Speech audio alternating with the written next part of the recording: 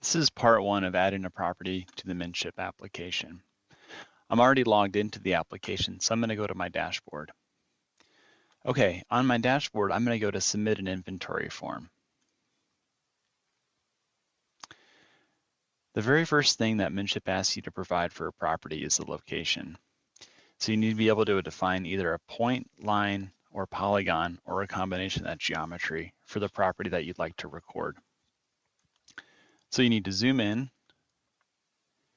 to a location where you want to add a property. There's various, much like the public and private map, there's various background imagery and layers that are available to you.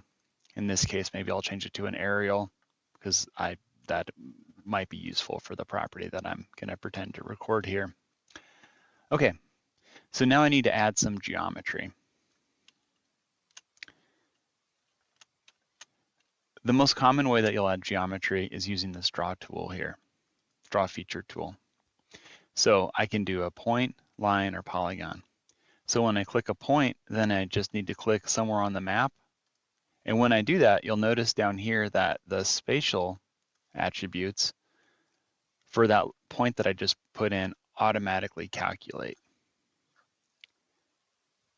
I'm going to go ahead and clear that by clicking clear all, and those spatial attributes disappear. If I put a point in,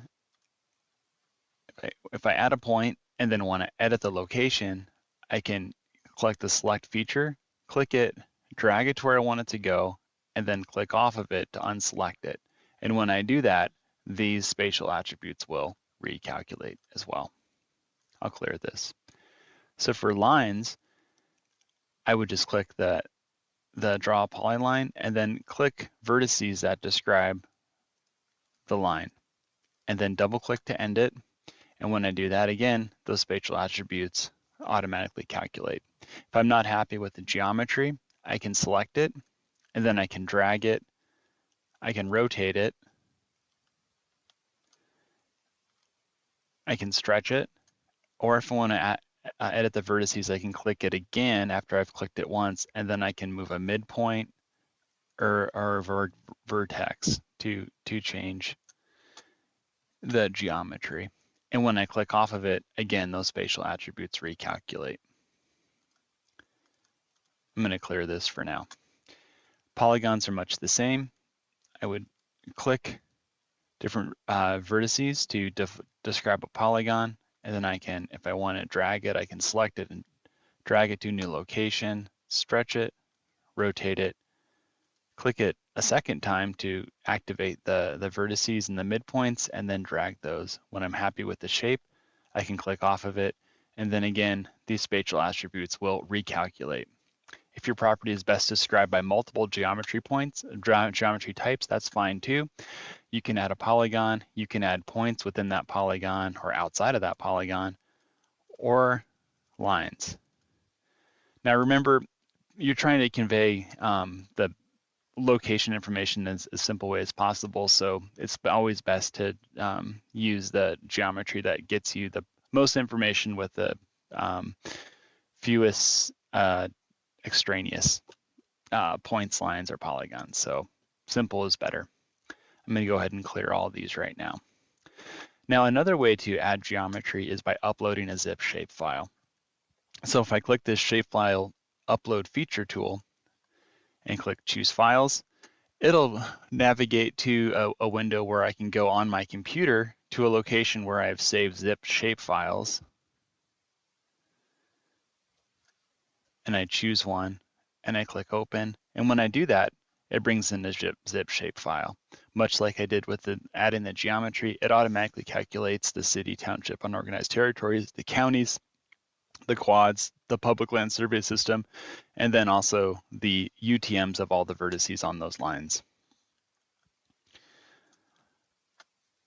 Okay, I'm going to pretend that this is what I would like to upload into the application.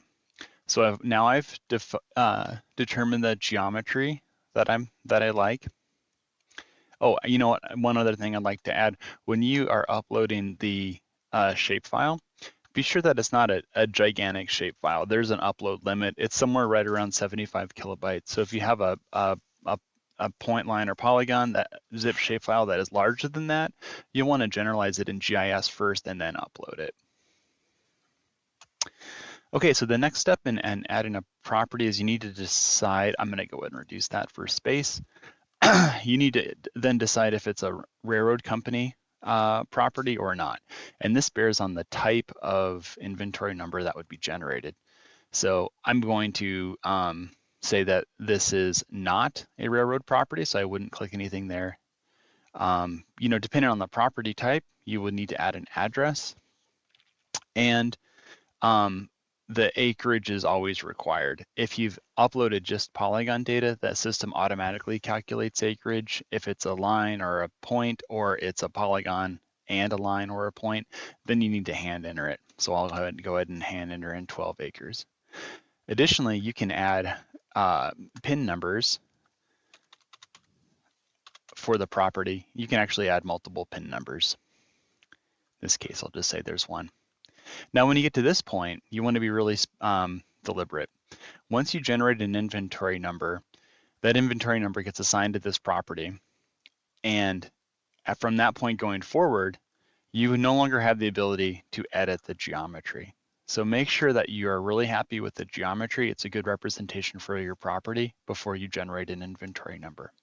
I am happy with it, so I'm going to go ahead and generate an inventory number. Okay, so now based on the geometry that I added, the system has now given it a unique identifier that conforms to the naming conventions for the inventory numbers.